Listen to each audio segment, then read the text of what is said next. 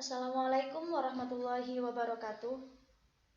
Pada mata kuliah Pendidikan Sosial dan Budaya Dasar, kami dari kelompok 1 akan menjelaskan mengenai manusia makhluk multidimensional yang akan dijelaskan oleh Mahmuda dan Muhammad Samsul Huda. Gambaran dasar manusia. Manusia adalah makhluk biologi, psikologis, sosial, dan spiritual yang unik dan menerapkan sistem terbuka saling berinteraksi. Manusia selalu berusaha untuk memenuhi kebutuhan dasar hidupnya. Dalam mencapai kebutuhan tersebut, manusia mencoba belajar menggali dan menggunakan sumber-sumber yang diperlukan berdasarkan potensi dengan segala keterbatasannya. Manusia atau orang dapat diartikan berbeda-beda dari segi biologis, rohani, dan istilah kebudayaan, atau secara campuran. Menurut para ahli, manusia didefinisikan menjadi 7, antara lain yang ke-1 yaitu manusia sebagai makhluk biologi. Secara biologis, manusia diklasifikasikan sebagai Homo sapiens atau bahasa Latin untuk manusia. Manusia adalah makhluk hidup yang lahir, tumbuh, dan berkembang sesuai dengan tuntutan dan kebutuhan. Yang selanjutnya yaitu yang kedua, manusia sebagai makhluk individu. Dalam bahasa Latin, individu berasal dari kata individuum yang berarti yang tak terbagi. Jadi, merupakan suatu sebutan yang dapat dipakai untuk menyatakan suatu kesatuan yang paling kecil dan tak terbatas. Manusia sebagai makhluk individu memiliki unsur jasmani dan rohani, unsur fisik dan psikis, serta unsur raga dan jiwa. Seseorang dikatakan sebagai manusia individu manakala unsur-unsur tersebut menyatu dalam dirinya. Yang ketiga yaitu manusia sebagai makhluk sosial. Menurut kodratnya, manusia adalah makhluk sosial atau makhluk bermasyarakat. Selain itu juga diberikan yang berupa akal pikiran yang berkembang serta dapat dikembangkan. Dalam hubungannya dengan manusia sebagai makhluk sosial, manusia selalu hidup bersama dengan manusia lainnya. Manusia dikatakan sebagai makhluk sosial juga karena pada diri manusia ada dorongan dan kebutuhan untuk berhubungan atau interaksi dengan orang lain. Manusia juga tidak akan bisa hidup sebagai manusia kalau tidak hidup di tengah-tengah manusia. Yang selanjutnya yaitu yang keempat, manusia sebagai makhluk ekonomi. Ekonomi merupakan salah satu ilmu sosial yang mempelajari aktivitas manusia yang berhubungan dengan produksi, distribusi, pertukaran, dan konsumsi barang dan jasa.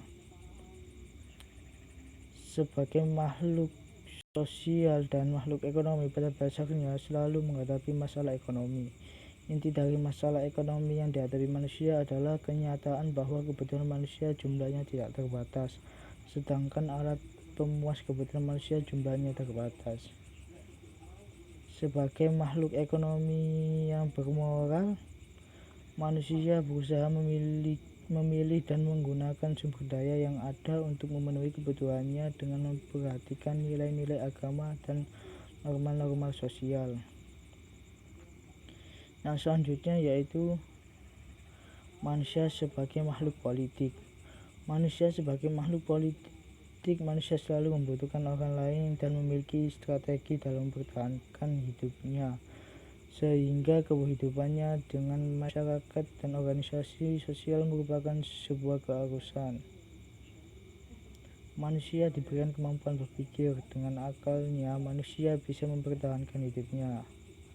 Maka dari itu, timbullah suatu cara agar manusia dapat memenuhi keinginannya dan bisa bersaing mengalahkan orang lain yang dinamakan dengan politik.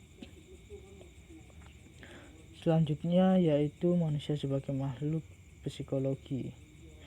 Manusia adalah makhluk psikologi yang memiliki bawaan universal, unik, dan terus dikaji oleh para ahli humaniora. Manusia adalah insan bila dilihat dari sudut pandang psikologinya. Insan dalam bahasa Arab menunjukkan manusia sebagai makhluk psikologi.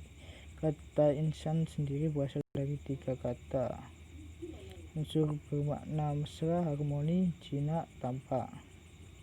Selanjutnya yaitu yang ketujuh, manusia sebagai makhluk kebudayaan.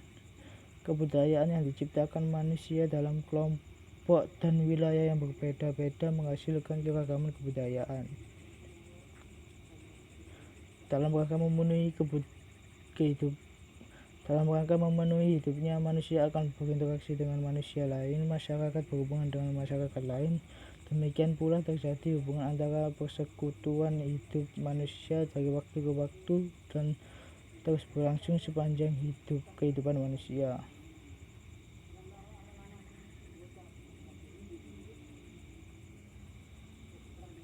Selanjutnya yaitu gambaran paradoksal tentang manusia.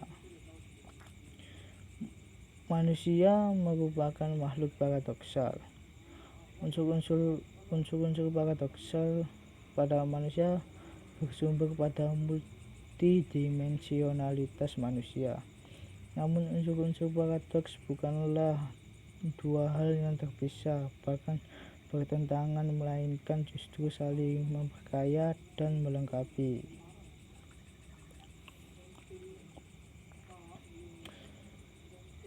Bagian berikut menunjukkan unsur-unsur paradoks pada manusia tersebut. Yang ke-1 yaitu aku atau subjek. Subjek dan antarsubjektivitas.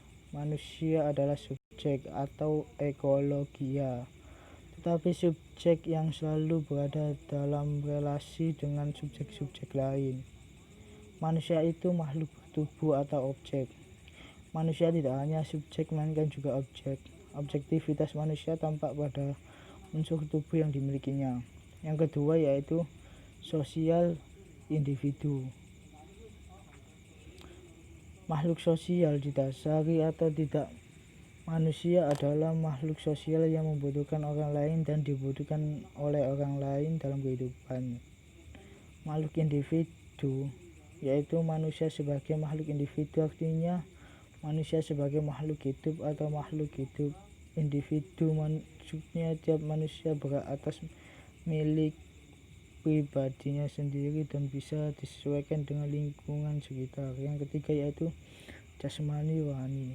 Makhluk jasmani sendiri yang berarti tubuh, jasad, bentuk fisik dari manusia.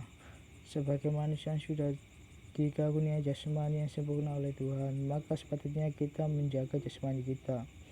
Makhluk rohani adalah suatu hal yang berasal di atas moral. Rohani dikaitkan dengan hati, kalbu, jiwa, mental, pikiran, dan sebagainya, yang mewujudkan sebagai suatu unsur pribadi manusia yang paling unik yang tidak dapat dilihat oleh panca indera.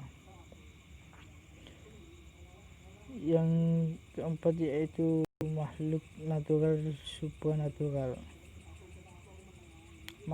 Manusia adalah makhluk utama, yaitu di antara semua makhluk natural dan supranatural. Manusia mempunyai jiwa bebas dan hakikat yang mulia. Manusia adalah kemauan bebas. Inilah kekuatannya yang luar biasa dan tidak dapat dijelaskan.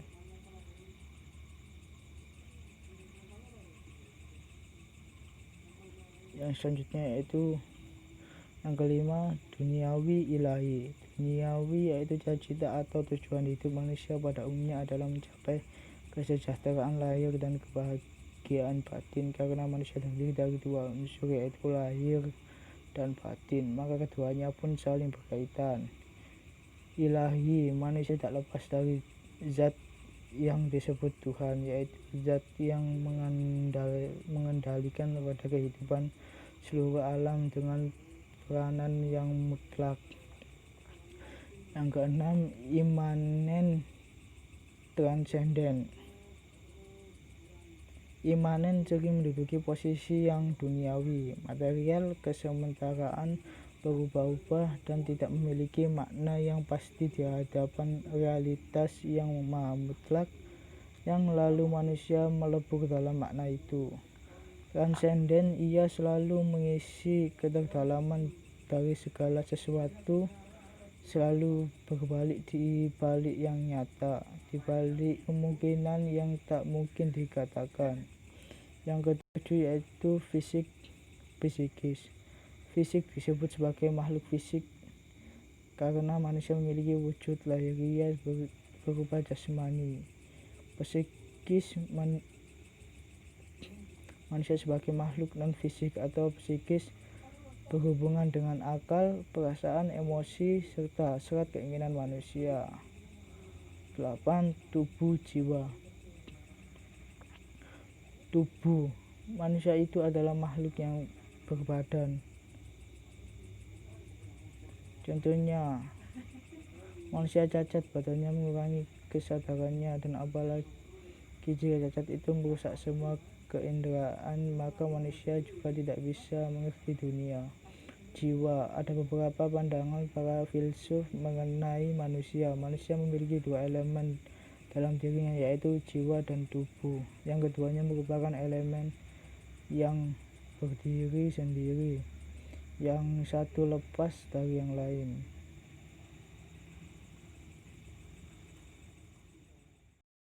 Selanjutnya saya akan menjelaskan mengenai perbedaan pokok antara manusia dan hewan. Berbicara tentang manusia, maka yang tergambar dalam pikiran adalah berbagai macam perspektif. Ya, ada yang mengatakan bahwa manusia adalah hewan rasional atau animal rasional, dan pendapat ini diyakini oleh para filosof. Sedangkan yang lain menilai manusia sebagai animal simbolik. Adalah pernyataan tersebut dikarenakan manusia mengkomunikasikan bahasa melalui simbol-simbol, dan manusia menafsirkan simbol-simbol tersebut. Ada yang lain menilai tentang manusia adalah sebagai homo faber, di mana manusia adalah hewan yang melakukan pekerjaan dan dapat gila terhadap kerja. Manusia memang sebagai makhluk yang aneh dikarenakan di suatu pihak ia merupakan makhluk alami. Seperti binatang, ia memerlukan alam untuk hidup. Di pihak lain, ia berhadapan dengan alam sebagai sesuatu yang asin. Ia harus menyesuaikan alam sesuai dengan kebutuhan-kebutuhannya. Manusia dapat disebut sebagai Homo sapiens. Manusia arif memiliki akal budi dan mengungguli makhluk yang lain. Manusia juga dikatakan sebagai Homo faber. Hal ini tersebut dikarenakan manusia tukang yang menggunakan alat-alat dan menciptakannya. Marx menunjukkan perbedaan antara manusia dengan binatang tentang kebutuhannya. Binatang langsung menyatu dengan kegiatan hidupnya, sedangkan manusia membuat kerja hidupnya menjadi objek kehendak dan kesadarannya. Binatang berproduksi hanya apa yang ia butuhkan secara langsung bagi dirinya dan keturunannya, sedangkan manusia berproduksi secara universal, bebas dari kebutuhan fisik. Ia baru produksi dari yang sesungguhnya dalam kebebasan dari kebutuhan. Manusia berhadapan bebas dari produknya, dan binatang berproduksi menurut ukuran dan kebutuhan jenis produksinya.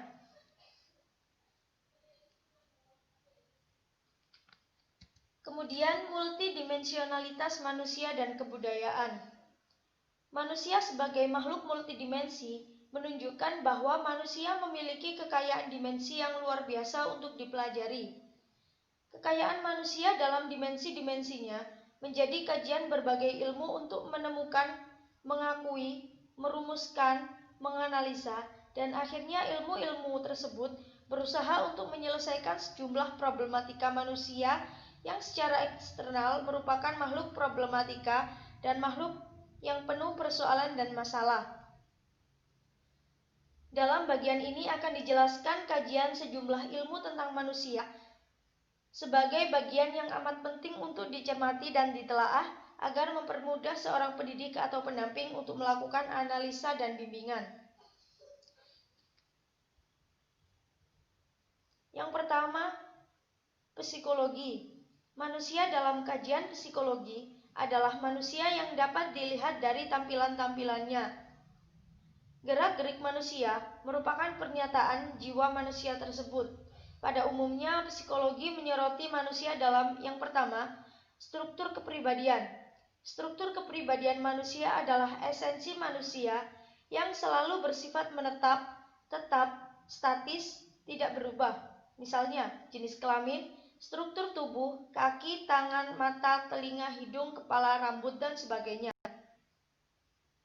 Menurut teori psikoanalitik Sigmund Freud, seperti yang dikutip Dr. Supratiknya, kepribadian terdiri dari 3 elemen, yakni ego, id, dan superego. Ketiganya bekerja sama untuk menciptakan. Yang kedua, proses kepribadian. Proses pembentuk kepribadian seseorang dicapai melalui sosialisasi. Tujuan sosialisasi adalah proses pengenalan diri sendiri dan orang lain dengan perannya masing-masing. Melalui sosialisasi, seseorang menyesuaikan perilaku dengan orang sesuai dengan apa yang diharapkan mengenai dirinya, mengembangkan segenap potensinya untuk menjadi anggota masyarakat dengan menanamkan nilai-nilai dan kepercayaan sebagai pedoman dalam kehidupannya. Faktor yang mempengaruhi proses pembentukan pribadi adalah faktor dalam diri sendiri. Faktor biologis pribadi, bentuk tubuh, golongan darah, wajah, dan lain-lainnya. Kemudian faktor kecerdasan, IQ, EQ, dan SQ, serta potensi bakat dan keterampilan. Sedangkan faktor dari luar pribadi adalah keluarga, lingkungan, masyarakat sekitar, lingkungan bermain, serta pendidikan dan pekerjaan.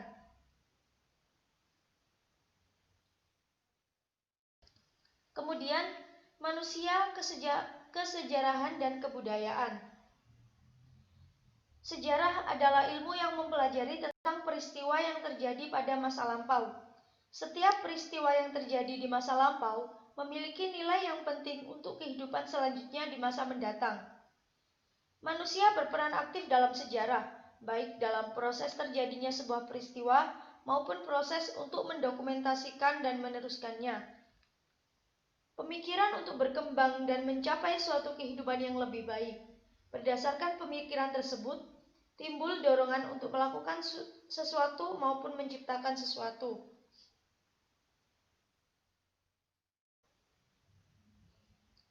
Hal inilah yang membuat manusia menjadi pelaku sejarah yang utama.